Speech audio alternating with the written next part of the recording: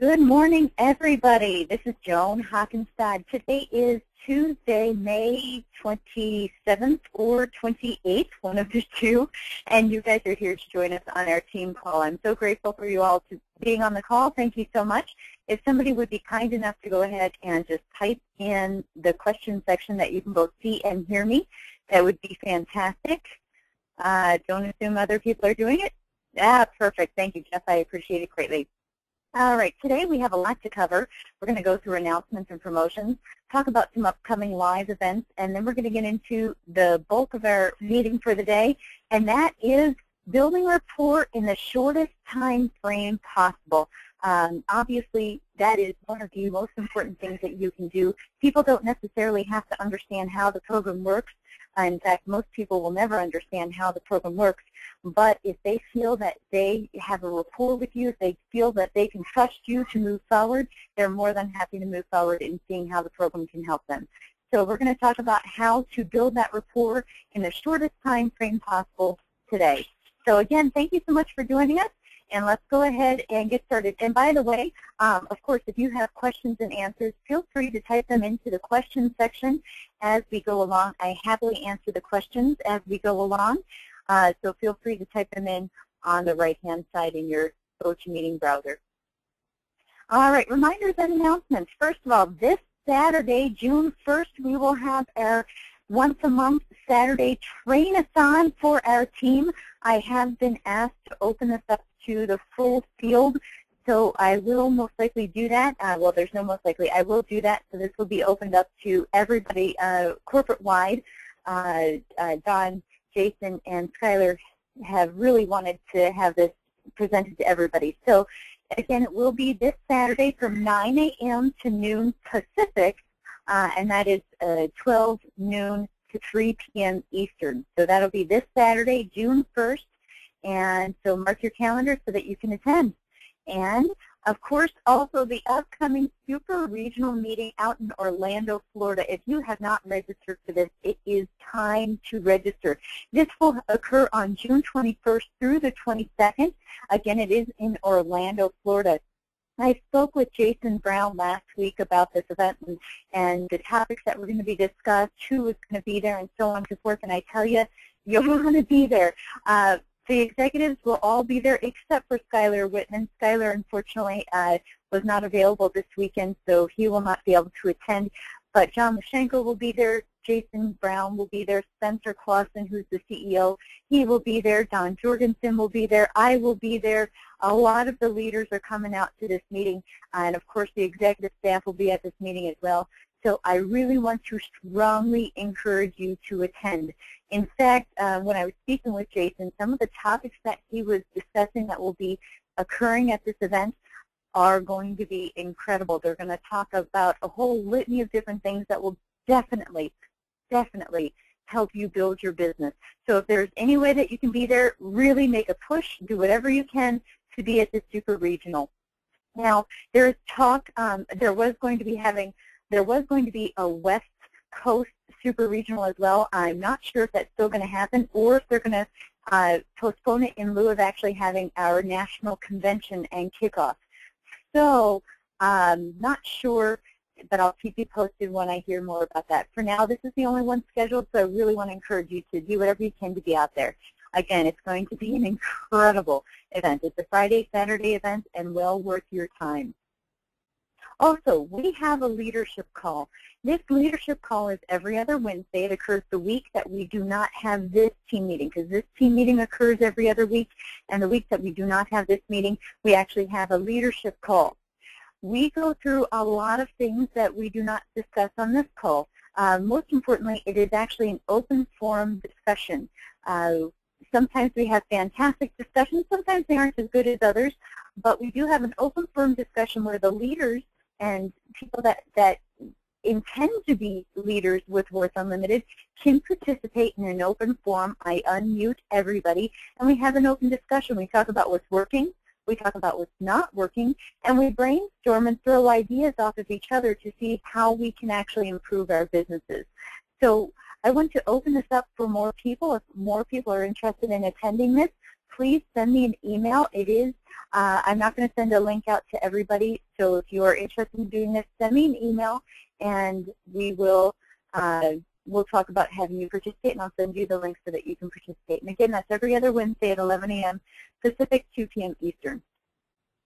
We're 5 events. Guys, if you can commit to having at least 25 people in a meeting, and these 25 people, it does not matter if they're client prospects or agent prospects, if you can commit to having at least 25 people in a meeting, Jason Brown or Don Jorgensen will personally fly out and conduct that meeting for you, the presentation for you. They will rent the room. They will pay for their own transportation. They will have their presentation all ready.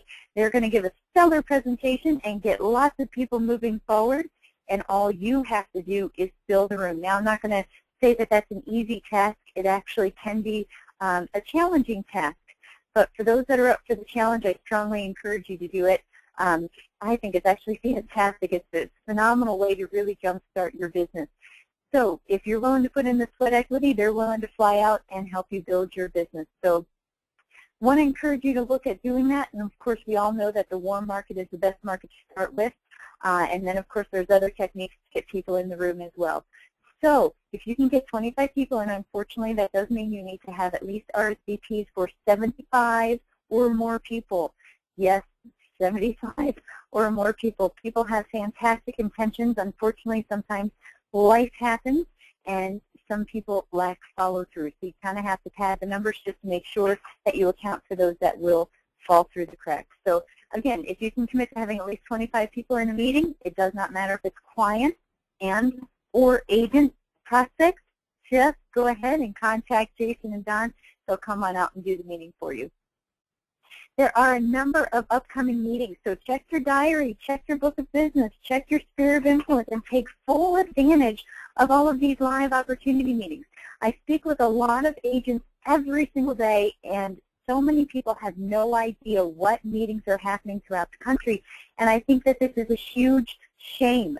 We should all be taking advantage of all of the resources and systems that are out there, and these live meetings are a huge resource.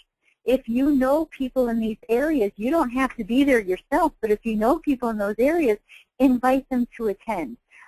Corporate's been fantastic at ensuring that people that are invited by certain people go to those people, so don't worry about your people being stolen. Now, there are a couple events that are not corporate hosted. For example, Brandy Wells does a meeting out in Irvine, California. I think he does it on Wednesdays or Thursdays every week. He is not a part of corporate. He does these himself. I have meetings every Tuesday in my office. They are not corporate sponsored. They are my meetings. So if you have people that are attending the non-corporate sponsored events, or quite frankly, if you have them attending the corporate sponsored events as well, let me know. We'll get in contact with that leader and make sure that they can keep an eye out and give a special welcome to your guests. So again, take full advantage of these meetings throughout the country. Today, here in Las Vegas, May 28th at 6:30, it's going to be hosted and presented by yours truly, Joan Hockenstad, and the rest of our Vegas team. We out here in Vegas actually rotate the presenter every week, so it's somebody new, so everybody gets an opportunity to learn the presentation and learn some presenting skills and get in front of people, and I think it's a great way to force people to know the product and the company a lot more, so we do rotate it. The rotation has come around to me presenting again. So tonight it will actually be me presenting. So you know anybody in Vegas, get them to our meeting tonight at 6:30. Also tonight, May 28th, in Chicago, Illinois. Ignore the hosted and presented by Joan Hockenstad. This is actually hosted, it's at 7 p.m., not at 6:30, and that is actually hosted by our very own Yaron Kimballman. So that will be tonight in Chicago, Illinois, with Yaron Kimballman. So if you know people out there in Chicago, get them to this event, and it's at 7 p.m., not 6:30. Excuse the typo. Tomorrow evening, Draper, Utah, hosted by Corporate at 7 p.m. May 30th in Columbia, South Carolina at 7 p.m. with Don Jorgensen. June 4th, of course, next Tuesday here in Las Vegas at 6:30, hosted and presented by our team. June 5th in Draper, Utah at 7 p.m., hosted by Corporate.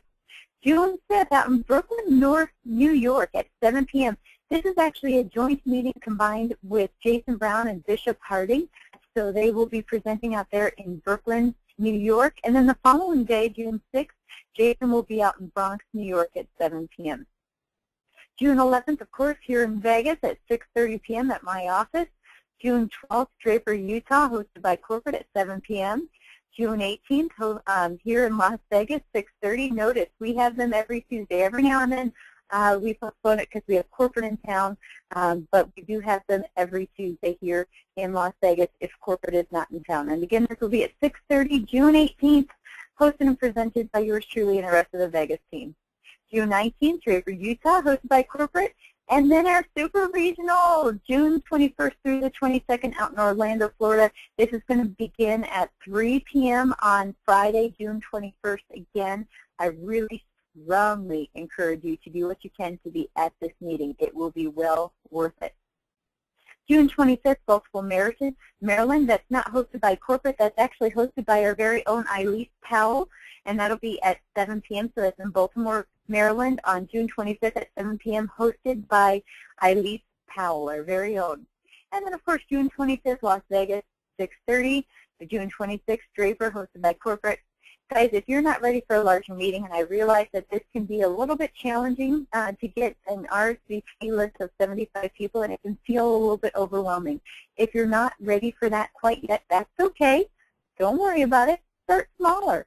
Start hosting some smaller meetings in your house, in your office, at the library. My goodness gracious, libraries are free, if not very minimal charge. We actually have an agent, Cullen Dillard, out in Reno, Nevada. He's been hosting them at the library, and the library said, gosh, the only way that you can have a meeting here is if you're not trying to sell something right then and there, and it's open to the public. He said, yeah, it's open to the public. Please help me advertise, and they certainly did. It cost him a whole whopping $20, and he's had numerous meetings at the library out there. So I want to encourage you to do that, again, in your home, at the library, at an office. If you're a member of the Chamber of Commerce, they often give deals. It's not free space for these types of seminars. So there's always a way to make these things happen. So if you're thinking about it, jump on in and do it, and start with a smaller one. You never have to do the presentation yourself unless you want to. We in Vegas, we actually do the presentation. We don't just press play. But if you're not comfortable with that, you don't have to. You never have to do the presentation yourself.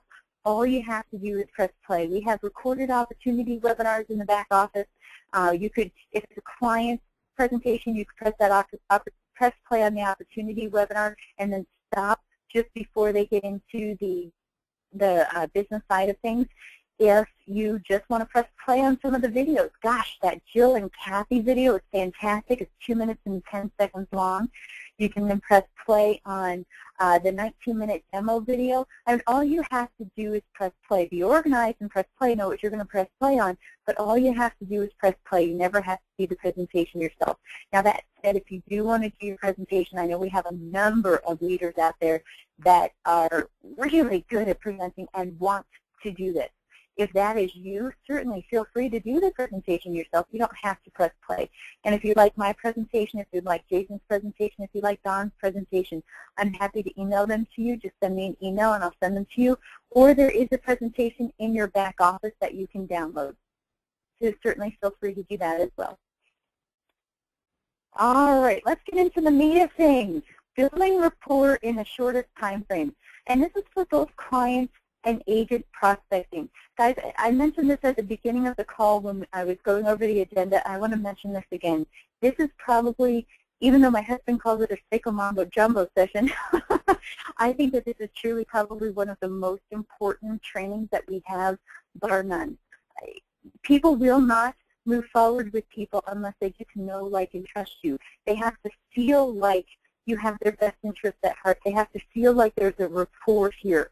If there's no rapport, they are not moving forward with you, no matter what. It doesn't matter who you are. They just have to feel that rapport.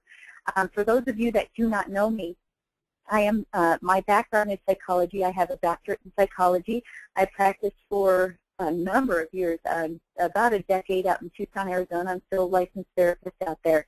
And part of my background in what I did is I did psychiatric consultations for hospital networks.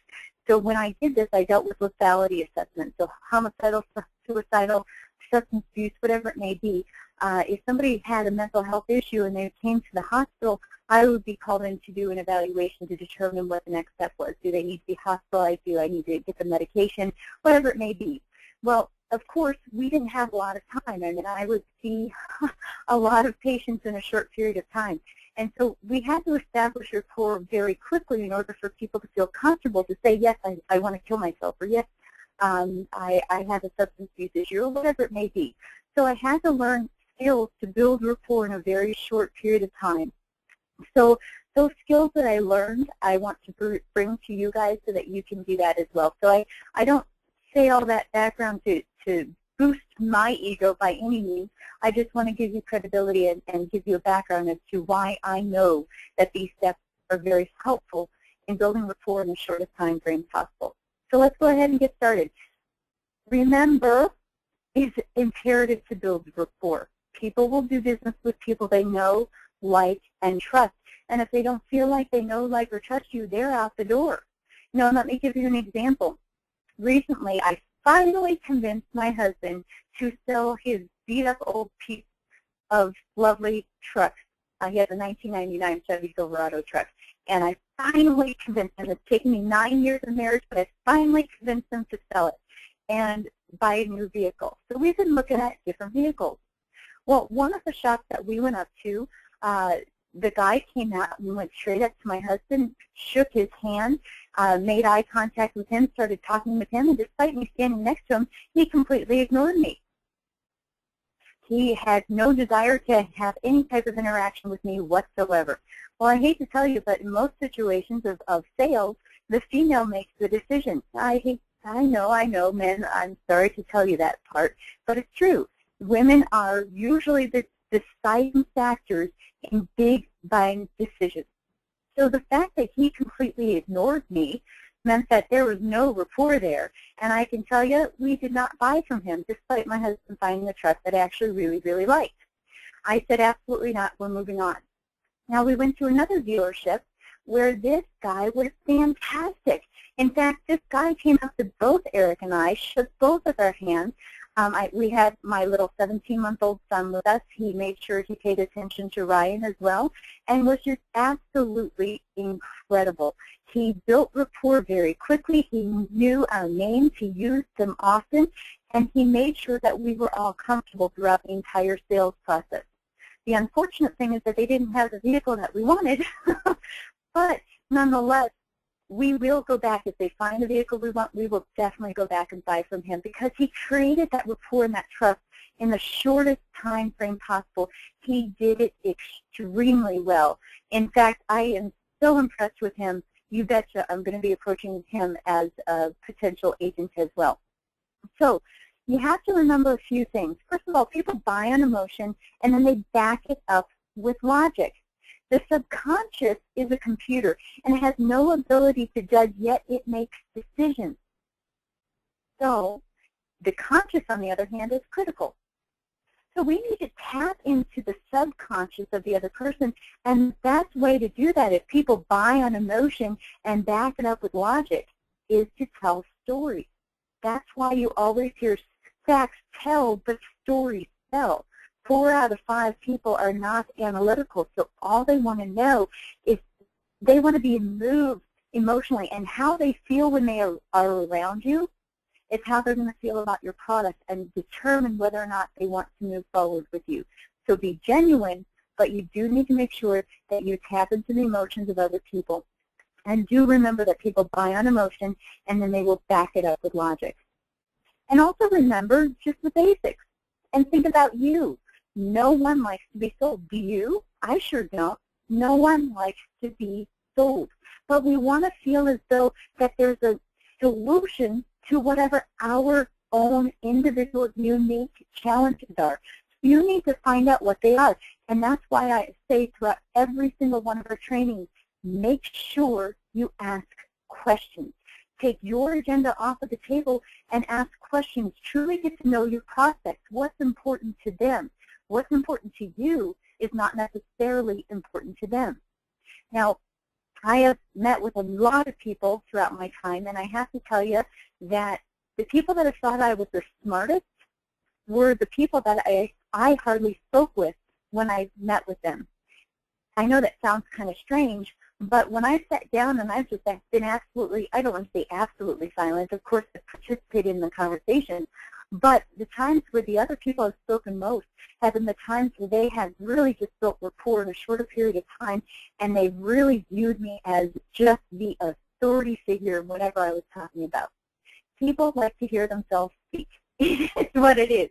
So that's why also asking lots of questions and getting other people to talk is very beneficial in helping people to not feel sold and for building rapport. Clients are always afraid. They're afraid they're going to buy what you have, even if it is what they want. Isn't that kind of crazy? People are afraid that they will buy, even if it is what they want. So you have to get that desire really strong in that prospect that you're speaking with.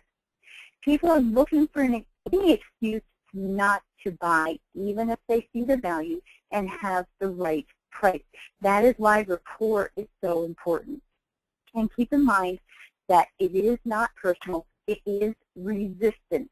I don't like to look at it as rejection. It's resistance. We all have resistance. We're going to all encounter resistance from time to time. And I hate to tell you, we all hear no. Golly, I know that for me, I hear no every single day. And that's because I'm putting myself in a position to hear the word no.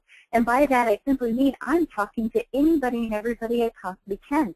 You cannot be successful with this business or any other business if you're a secret business owner. And if you're not a secret business owner, you will hear the word no.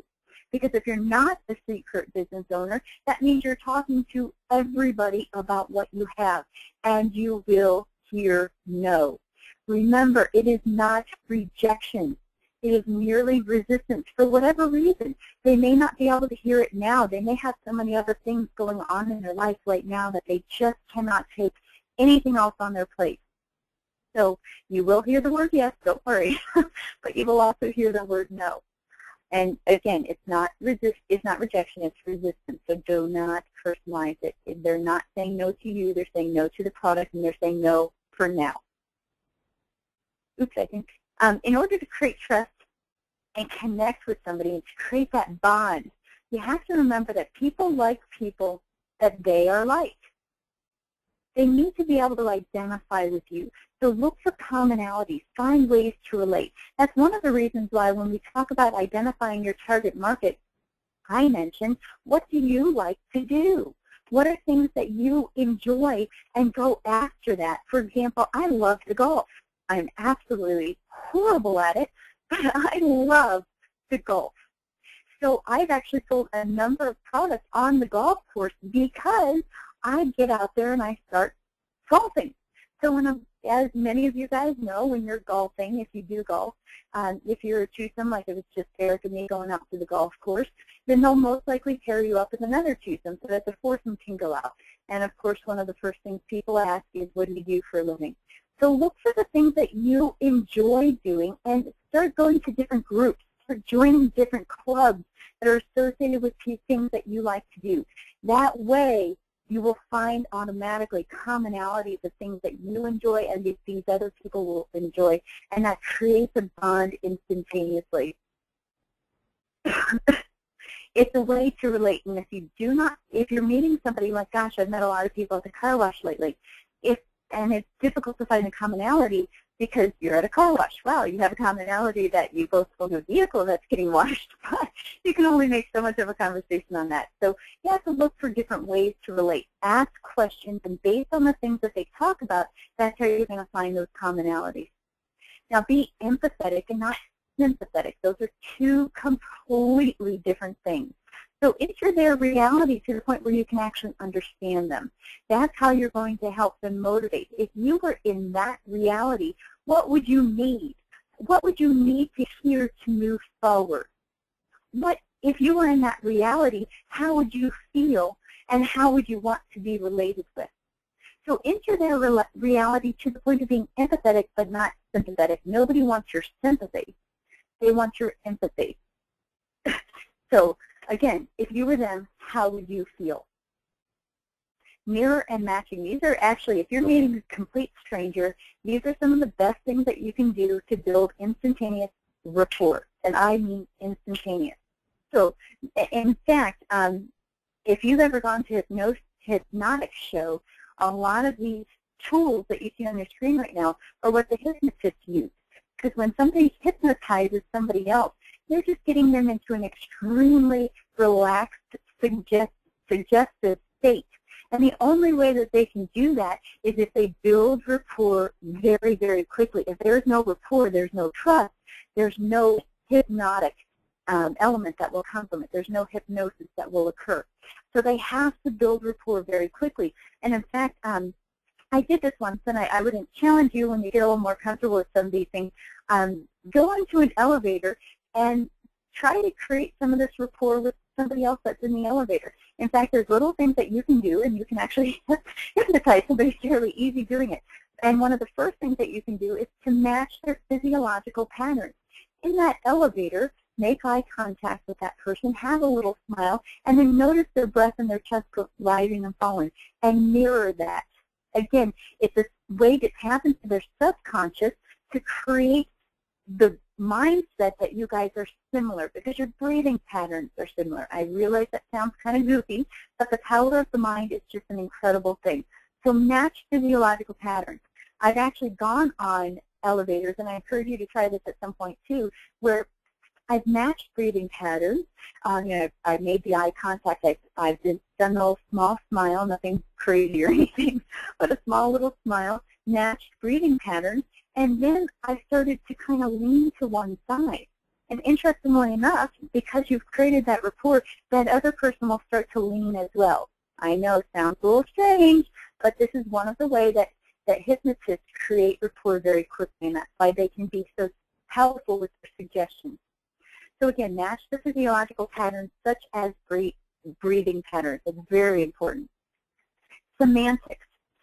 Use the language that matches the prospect's level of language. Now, if you're chatting with a PhD mathematician, let me tell you, I could not meet that language. There's just no way in heck I don't have that knowledge base to do that. So don't fake it. You need to be you, and you need to be real. But match their level as most as you can. So if somebody's speaking to you truly on an elementary type level, then you need to speak back with them on an elementary type level. So match the level of semantics, match the level of language that they are using, because that's what they're comfortable with, hence them speaking in that level of language. And you need to remember that they will like the people that are like them, so you need to match them at the level that they're at. Tonality. Now, tonality and information. Tonality means, or your tone means, your general emotional sound. You can create rapport very quickly by using emotion in your tone. Intonation means the fluctuations in your voice. So you can create a rapport, and you can actually help people move through the process quickly by using a lot of emotion and fluctuation in your voice.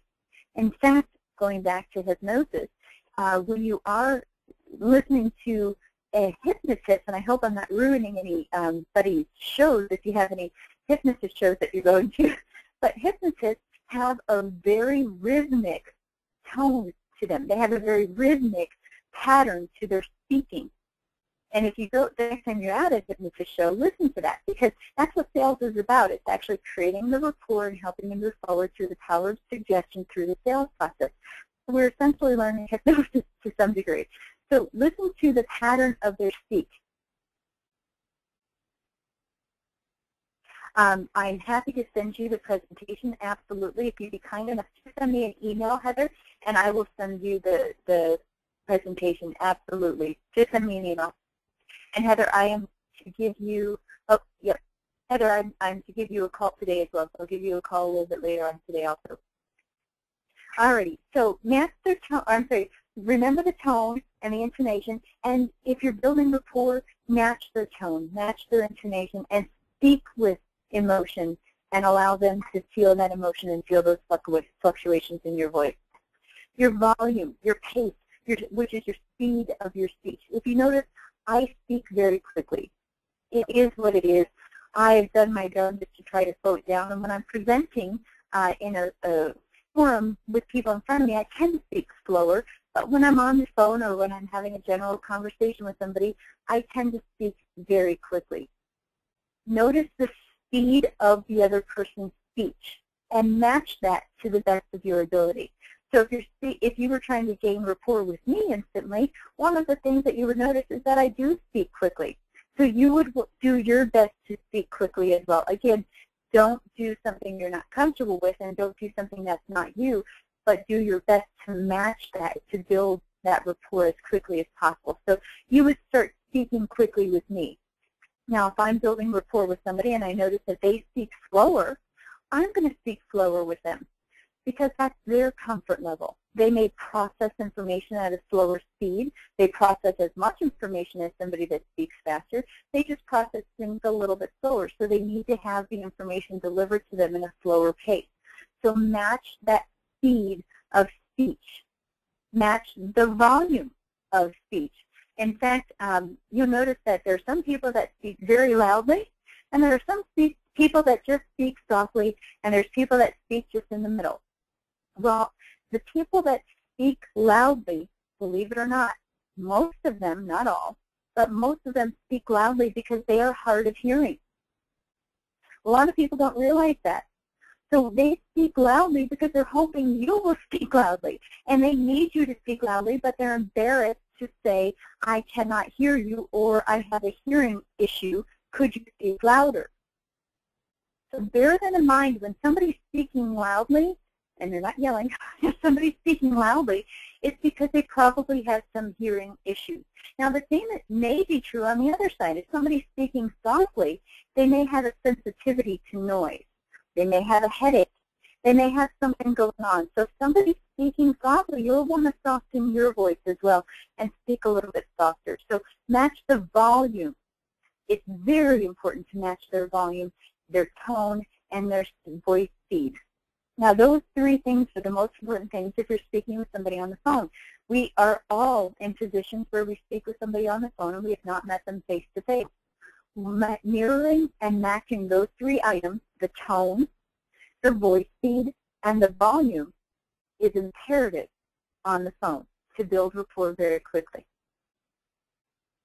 Match their physical demeanor. Now, this you have to be kind of careful with. You have to be cautious about this because you don't want to appear to be mocking the other person. So if somebody speaks with their hand, which I tend to speak with my hand, you should speak a little bit with your hand. Now, if you're not used to it, practice it. I hate to tell you, but you're going to have to practice it so you don't look a little bit strange. But practice speaking with your hands if you're not used to speaking with your hands, so that it appears natural when you are talking with somebody else that speaks with their hands, because you need to mirror that to some extent. Now, again, don't appear mocking. Don't just be this incredibly exaggerative person with your hand gestures. That's going to appear mocking. But have some natural gestures that will come out if you're speaking with somebody that uses hand gestures. Match their movement. If they're leaning in, you lean in. Now, don't do it where you're jerking. Oh, they just moved. I need to move too. That's not going to be all that helpful. That's going to appear mocking. But do it in a slow, natural way, and it will create that rapport with that other person. Now, here's a couple little side notes as well. When somebody is leaning into you, they are very interested in what you're saying. Now, the second that they lean back and away from you and slightly, they may have their arms crossed or something of that nature, they are no longer interested in, they're actually having an objection to what you're saying. So if you see that, if somebody's leaning in and then suddenly or even slowly they lean back and they cross their arms and they are no longer in alliance with you. So you need to get them back. And one of the best things to do to get them back is to tell a story, because remember, emotions sell, or facts tell, but emotions sell. They need to feel connected with you again. So to get them leaning back in or at least sitting back up a little bit more, tell a story to get them back on your side. Now that's going to be true for 4 out of 5 people. If you're speaking with an analytical person, then you'll probably want to tell a story. You'll want to tell a fact and then follow it up with a story. Because analytical like to hear the facts. They're okay with stories, but they need to hear the facts first. So if an analytical is leaning back, start with a fact and then tell a story about that fact. If they talk a lot with their hands, use some hand movement, but just be careful not to appear mocking them. Yes, somebody just said, I see that this is being recorded. Your wife is at work. Is there a way for her to watch it later today? I will do my best to get it uploaded today on our team site. I often need the help of my husband because I am, quite frankly, technologically challenged. Let's put it the right way. I'm awful at computers, so there's some things that have to happen in order for me to be able to upload it. So I'll do my best to have it today, but if I mess something up, I'll have to wait for my husband. So it could be a day or two, but I'll do my best for it to be uploaded today. Eye contact. This is something that a lot of people don't take the time to really look at, and it's probably one of the most important things that you can do, and that is eye contact. Now, one of the best ways for somebody to feel like they're listened to, that you're hearing what they say, of course, is to parrot back a couple items that they've mentioned. But again, one of the more important things is to maintain that eye contact, because somebody could parrot back something that you're saying while they're looking out the window, and you don't really know whether they heard what you said. Did they actually ingest what you heard, what you said? They're just parroting it back. So you can parrot it back looking away, and geez, it really means nothing. But if they're keeping eye contact with you and they parrot back what you say, you feel like they heard you. You feel like they got it. So maintain eye contact. Eye contact is one of the most important things, but you need to be careful. Staring too much is uncomfortable, and not enough appears disinterested. You need to have just kind of the right amount. So what is the right amount? Well, overall, 90% eye contact and 10% looking away when you're speaking. So this is true when you're speaking. If the other person's speaking, you need to maintain eye contact about 99% of the time. Just be careful about your eye contact, because sometimes, you can have that gaze where you're just kind of, you're listening, but you're kind of not really there, and it appears a little bit too intense with staring. So make sure you're present in the conversation so that you don't give off that staring vibe. So if somebody else is speaking, you need to pay attention and keep eye contact most of the time. But when you're speaking, it's a little bit too intense to maintain eye contact 100% of the time. So the general rule, again, is 90% eye contact when you're speaking and 10% looking away. In fact, I'm used to keeping such intense eye contact, and probably the intense word is the wrong word to use, but I'm used to having such eye contact. When I was in school, we literally took classes on head nodding, as silly as that sounds, and eye contact when you're doing sessions. I have such good eye contact that I have to remind myself to look away some of the time. So be very cognizant of that. You need to maintain eye contact about 90% of the time that you're speaking, and 10% of the time you need to look away. Now, believe it or not, there's different eyes that you should look at different times. I know we're going to get, this is kind of, it may be a little bit too detailed, but I'm going to give it to you nonetheless. Focus on the right eye when you are discussing logical things, when you're discussing facts.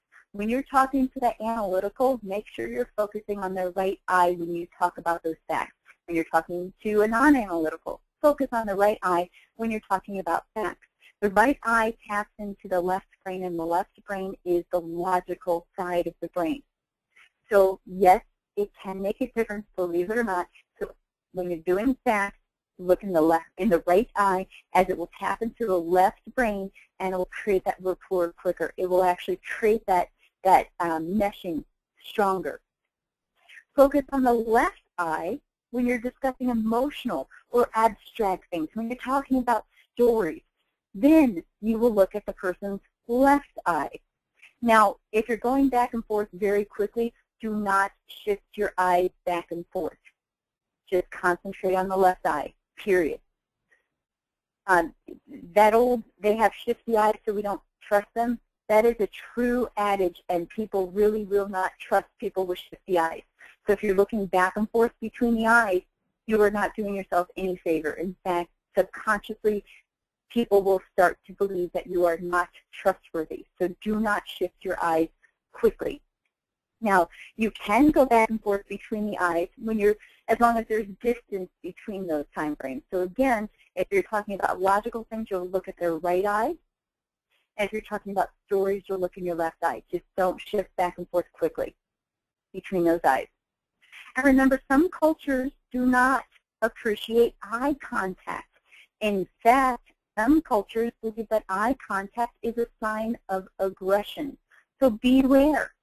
And if you're concerned that you may be speaking with somebody from a culture that does not believe in eye contact, match their level of eye contact. That will be the easiest out. Now, 95% of the time, this is not going to be an issue. 95% of the time, the other things that I've talked about will be just dandy. Follow the rules. So more than not following what I've talked about will help. And only about, gosh, maybe, I think 5% of the time is being generous, but 5% of the time, you will encounter somebody that just does not like that eye contact. They feel it and believe it's a sign of aggression. So again, at that point, just match their level of eye contact. Nonverbal. This is absolutely imperative. Nonverbal must match what you are saying verbally. So watch your own nonverbal, your body positioning, your nodding of the head when you're asking yes. One of the things that is actually a great way to ruin rapport in the shortest time frame possible is to have your nonverbal communication not match your verbal communication. For example, there are plenty of times, and I challenge you, watch people on TV, watch your friends, watch your family members. If somebody is giving a yes statement and they are nodding their head no, it is incongruent. And subconsciously, you're thinking, I cannot trust that statement. If not, cannot trust that person. So make sure there's congruency between your body language and your verbal statements. If you are saying a yes statement, nod your head up and down. If you're saying a no statement, nod your head left and right. But do not nod your head left and right if you're making a yes statement, because it will be incongruent. And on a subconscious level, that person is thinking, I cannot believe that statement, and or I cannot believe you. So you have to be very congruent with your nonverbal. Now, even more important than that, well, I wouldn't say more important, equally as important as that, is to watch the nonverbals of the person you're speaking with. Because nobody can ever mask 100% of what they're talking about. They can never mask their nonverbal. So if somebody's lying to you, you can always tell in their nonverbal responses that they are lying, because they can never mask it 100% of the time. So make sure that what their nonverbals are saying matches what their verbal statements are. And if they are not congruent, go with their nonverbals, always. Go with their nonverbals. If the message that they're saying does not match how they're responding physically, go with that nonverbal communication. It will always trump what they can say. For example, growing up, we always heard the, well, I was always told, don't believe it when that boy tells you they love you, they're just saying that. That's what I was told growing up. And quite frankly, it's true. I mean, as a teenager, when you just meet a boy, if they tell you that they love you on the first day, they're just saying that. So they can say whatever, but as long as their physical demeanor and their physical actions match the words that they're using, you know it's true. If their physical demeanor does not match the words they are using, it is not true. So it's going to give you a very critical insight into what they are thinking, what's important to them, objections that they have. That's why when I talk in our handling objections training, when I say if you feel as though they have an objection, handle that objection before they voice it. This is one of the best ways to see if somebody has an objection without them actually voicing the objection. So be very cognizant of that and watch for those nonverbals and those congruencies in the other person. And of course, remember just congruency in general. Make sure that the words you say, the way you say it, and the way you move your body or you use your physiology, make sure that it all matches, that it all falls in line. That will help you build rapport very quickly. Side note on building rapport. First of all, use their name often. I know that sounds strange, but people love to hear their name. So use their name as often as you possibly can. Now, don't be like, well, John, well, John, well, John, and just constantly saying their name. That's going to get a little annoying. So use it often, but not annoyingly so, for lack of a better term. Have an internal smile. This sounds kind of silly, but if you actually talk with people that are professional call center telemarketers, most of them actually have a mirror next to their phone, and they smile in the mirror before they pick up the phone. Because you can tell if somebody actually has a smile on their face or if somebody has a little bit of a grin on their face or grimace on their face. You can tell in their voice, in their inflections in their voice, you can tell if they're happy or if they're not. Obviously, if you want somebody, our goal is to help people feel good because then they're going to have a positive response towards you. So you want them to feel good, and the only way to feel good is if you have a smile on your face. They're going to feel better around you, and that will shine through on the phone. So if you're going to pick up the phone, put a mirror near your phone and ensure you have a smile on your face before you pick up the phone and dial the number. Remember, funny is money.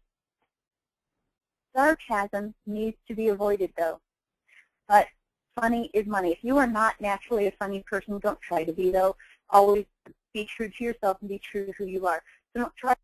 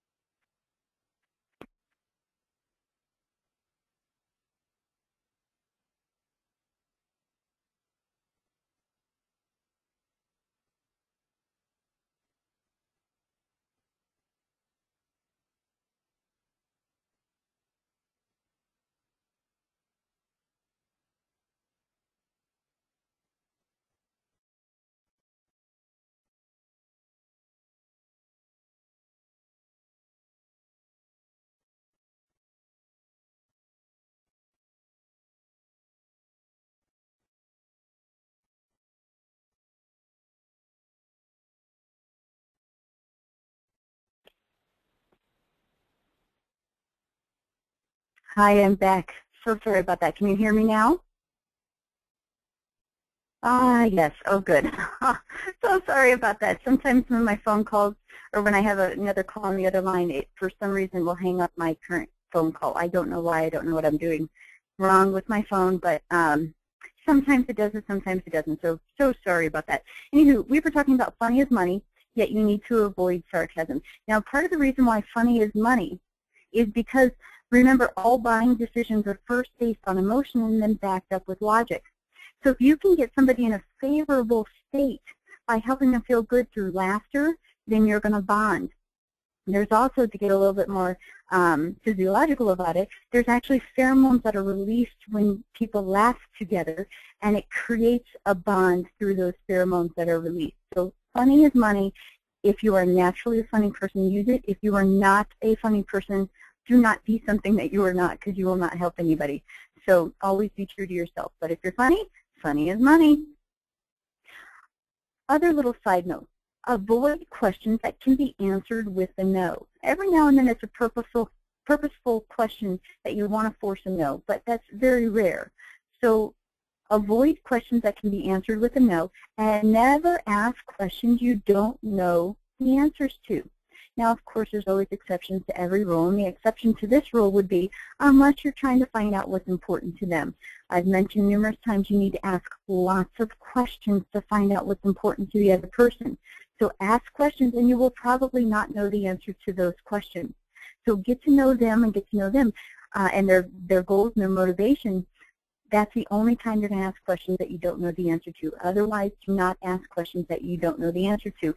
And I'm reminded of a recent presentation I went to where the presenter kept asking a lot of questions, and they were general questions that the people that he was speaking with did not necessarily know the answer to, nor did this presenter know what the people were going to answer with. And it just turned into kind of a huge little mess, to be honest. It just didn't go very well because the audience felt kind of stupid, for lack of better words, even though they were not, because the presenter was asking questions that were above what he should have been asking. And then the other questions that he asked that he didn't know the answers to, the audience would respond back, and the presenter was thrown because they were responding differently than what he was hoping to hear. So never ask questions you don't know the answer to, especially if you're doing presentations in front of people, but nonetheless, that's true in front of one-on-one or in a group as well. Be confident. Your confidence is going to shine through. Now, I realize that I say quite often be a product of the product. It's not because I want sales. Quite frankly, whether you buy or not is not going to make or break me, and forgive me for sounding so blunt about that, but that's the reality. The reason why I think it's so important to be a product of the product is so that you feel confident in the product. You see it, you live it, you experience it, and when you're on it, it's going to create that internal confidence and passion that will naturally shine through. So be confident in yourself, be confident in the product, and be confident in the company. If you have an objection or if you have a concern, it will usually be emanated on that person that you're speaking with. So if you have an objection, you may be creating other objections or the same objection in the people that you're speaking with. I get told quite often, oh, I keep hearing this one objection. This is the objection I keep hearing over and over and over. And oftentimes that's because that person has the same objection, and they word things, or they have nonverbals, or they have fluctuations in their voice that cause the other person to have the same type of objection. So be very cognizant about that and be confident. It shows you as the authority figure, especially if you're building a team. Get them saying yes several times. Now, the best way to get people to say yes several times is to use universal truths. These are truths that you're kind of forcing them to say yes to because you know that they're real, you know that they're true, and quite frankly, in universal truths, you actually don't need them to answer out loud. Internalizing it and just verbalizing it inside their own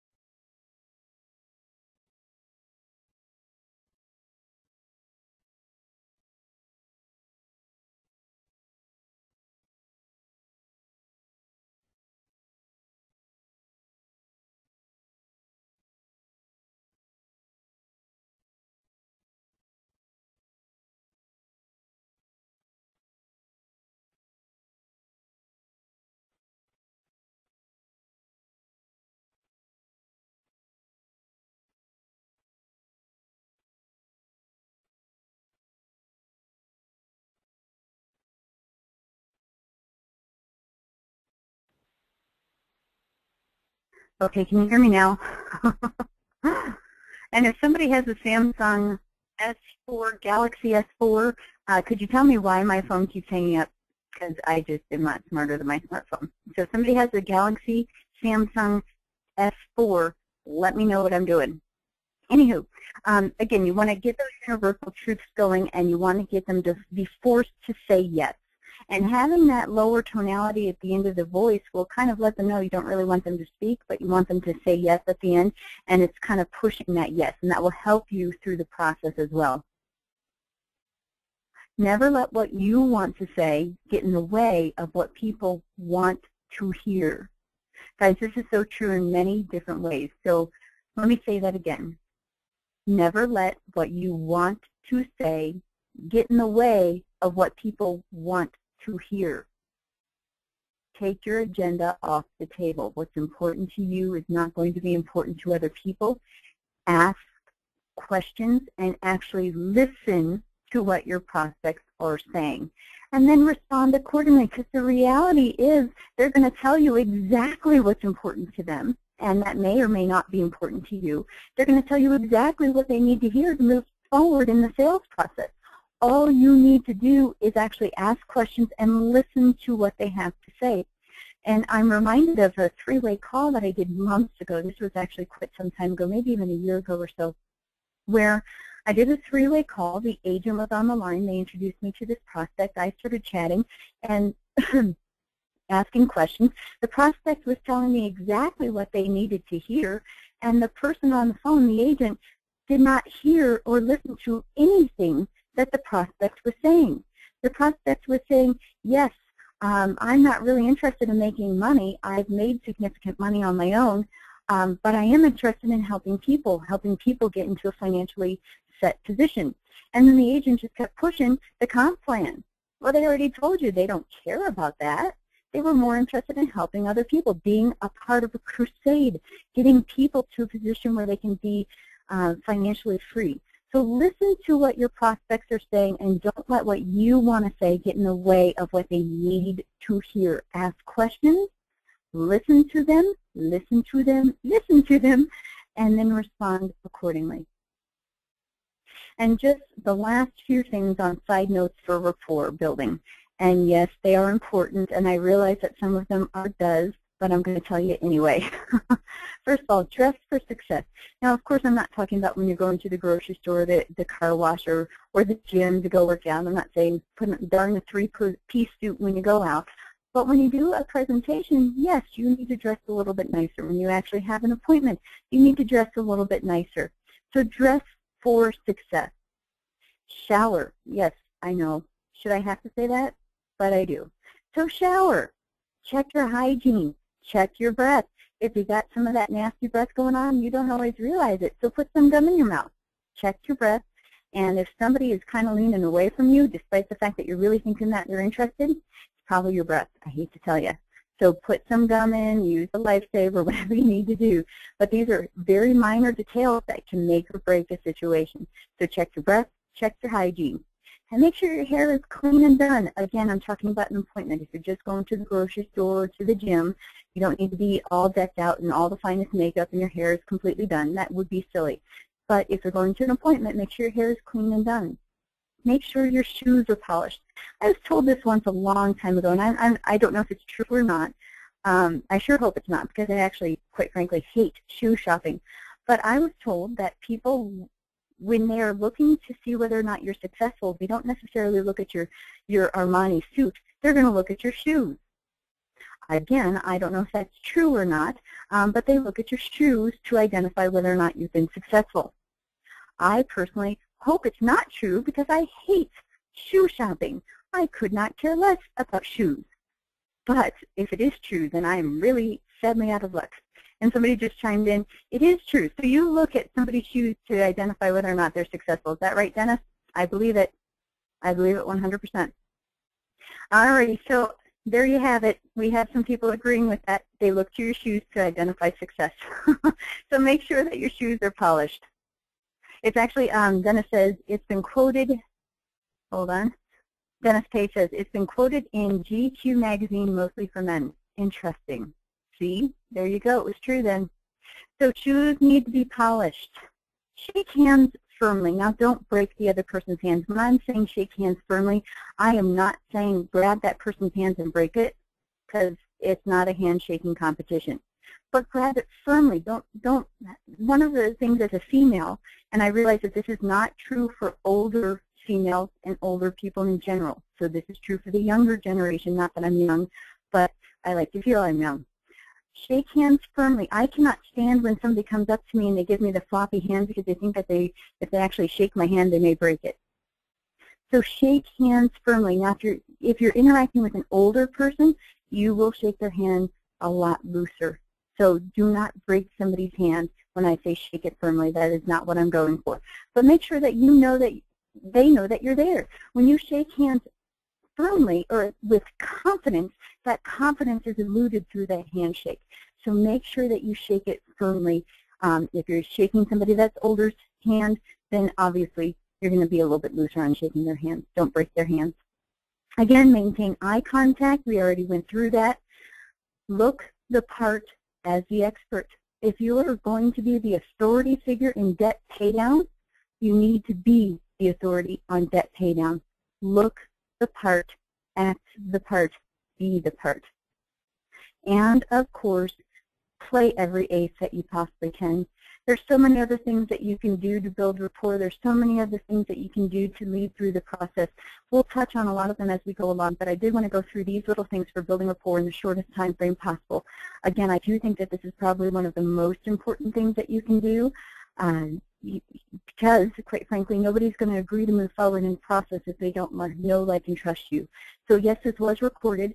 I will get it onto our team as soon as I possibly can, hopefully today, but, again, I am technically challenged, so I'm not sure if I'll be able to do it without my hubby, but I'll do my best. So if there's any other questions, I'm still on the line. Thank you so much for joining us. Just a quick reminder, this Saturday, June 1st, from 9 to 12 Pacific, we're having our team training, and again, that's noon to 3 p.m. Eastern or 9 to noon Pacific. All right, I don't see any other questions coming in, so thank you so much. Look at that. We're keeping it in an hour time frame. Woohoo! So thank you so much for joining us. If there's anything that you need, please don't hesitate to give me a call or an email. Happy to assist any way I can. Thank you so much and have a great day. Bye-bye.